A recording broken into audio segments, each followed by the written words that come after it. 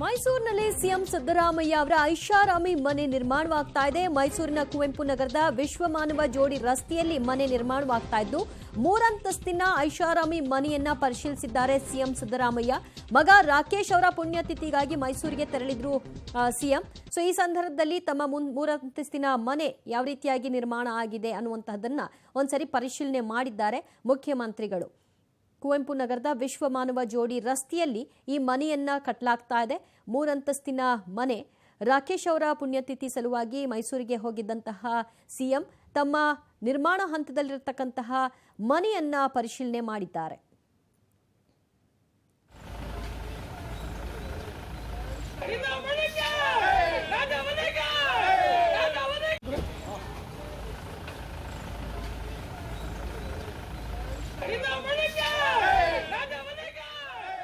ಕುವೆಂಪು ನಗರದ ವಿಶ್ವಮಾನವ ಜೋಡಿ ರಸ್ತೆಯಲ್ಲಿ ಮೂರಂತಸ್ತಿನ ಐಷಾರಾಮಿ ಮನೆ ನಿರ್ಮಾಣವಾಗ್ತಾ ಇದೆ ಸಿಎಂ ಸಿದ್ದರಾಮಯ್ಯ ಅವರದ್ದು. ಸೊ ಈ ಮನೆ ವೀಕ್ಷಣೆ ಮಾಡೋ ಸಲುವಾಗಿ ಮುಖ್ಯಮಂತ್ರಿಗಳು ಹೋಗಿದ್ರು. ಮನೆ ವೀಕ್ಷಣೆ ಮಾಡಿದ್ದಾರೆ. ಮನೆ ಯಾವ ರೀತಿಯಾಗಿ ನಿರ್ಮಾಣವಾಗ್ತಾ ಇದೆ, ಎಷ್ಟು ದಿನದಲ್ಲಿ ಇನ್ನು ಕಂಪ್ಲೀಟ್ ಆಗಬಹುದು, ಇದೆಲ್ಲದರ ಬಗ್ಗೆ ಕೂಡ ಪರಿಶೀಲನೆಯನ್ನ ಮುಖ್ಯಮಂತ್ರಿಗಳು ನಡೆಸಿದ್ದಾರೆ. ಮೈಸೂರಿನಲ್ಲೇ ಉಳ್ಕೊಂಡಿದ್ರು ಮುಖ್ಯಮಂತ್ರಿಗಳು. ತಮ್ಮ ಪುತ್ರ ರಾಕೇಶ್ ಅವರ ತಿಥಿ ಸಲುವಾಗಿ ಅವರು ಮೈಸೂರಿಗೆ ಹೋಗಿದ್ರು.